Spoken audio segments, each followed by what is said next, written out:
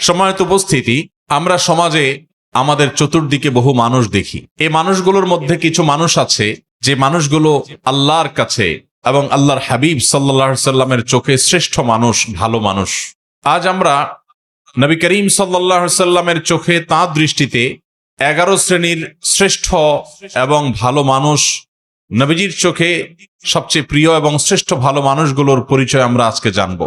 যে মানুষগুলোকে নবী করিম সাল্লাল্লাহু আলাইহি সাল্লাম বলেছেন খায়রুন নাস, আহাব্বুন নাস, আহসানুকুম, তোমাদের মধ্যে সবচাইতে ভালো লোক, তোমাদের মধ্যে সবচাইতে শ্রেষ্ঠ মানুষ, তোমাদের মধ্যে সবচাইতে উত্তম মানুষ।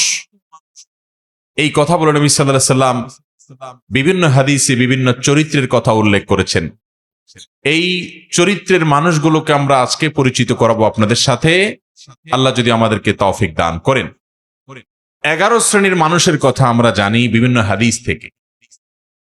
এই মানুষগুলোকে নবী করিম সাল্লাল্লাহু আলাইহি সাল্লাম শ্রেষ্ঠ মানুষ বলেছেন, সর্বোত্তম মানুষ বলেছেন, সবচেয়ে আল্লাহর কাছে, আল্লাহর হাবিবের কাছে প্রিয় মানুষ বলেছেন। আমাদের সমাজে এরকম অনেক মানুষ আছে যে মানুষগুলো আল্লাহ এবং তার রাসূল সাল্লাল্লাহু আলাইহি সাল্লামের চোখে শ্রেষ্ঠ এবং প্রিয়, কিন্তু এই 11 জন শ্রেষ্ঠ মানুষের চরিত্র যদি আমরা কেউ ধারণ করতে পারি, সে হবে গোটা সমাজের মধ্যে সবচেয়ে শ্রেষ্ঠ, সবচেয়ে উত্তম, সবচেয়ে ভালো, সবচেয়ে নেক এবং সবচেয়ে আল্লাহওয়ালা মানুষ। আমরা সবাই চেষ্টা করব তো সেই গুণগুলো সব অর্জন করার। আমি এখন একটা একটা করে 11টি গুণের কথা, 11 জন মানুষের 11টি গুণের কথা উল্লেখ করব। আমাদের কাজ হবে আমরা নিজের সাথে সেটাকে কম্পেয়ার করব, তুলনা করব যে সেই গুণগুলো আমার মধ্যে কতটা আছে, কতটা নাই। এই 11টি গুণের 11টি যদি কারোর মধ্যে থাকে, তাহলে এই হবে সমাজের সবচেয়ে উত্তম মানুষ, সবচেয়ে টপ লেভেলের শ্রেষ্ঠ মানুষ, সবচেয়ে ভালো মানুষ।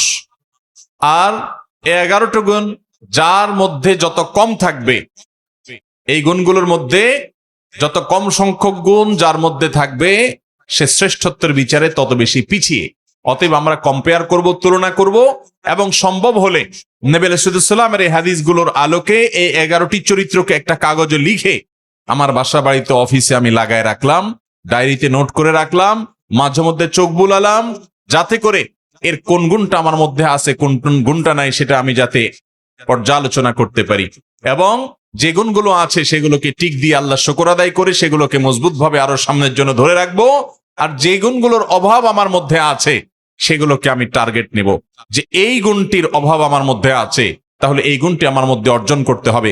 এই চ্যালেঞ্জ যদি আমরা নিতে পারি, তাহলে ভাইরা আমার, আমাদের এই জীবন সাধনা সার্থক হবে, সিদ্ধ হবে। আমরা এই দুনিয়ার সংক্ষিপ্ত জীবন থেকে আখিরাতের পাথেয় সঞ্চয় করে, সংগ্রহ করে জান্নাতি হয়ে দুনিয়া থেকে যেতে পারবো। রব্বে আজিম, আরশে আজিমের মালিক আমাদের সবাইকে সেই তৌফিক দান করুন।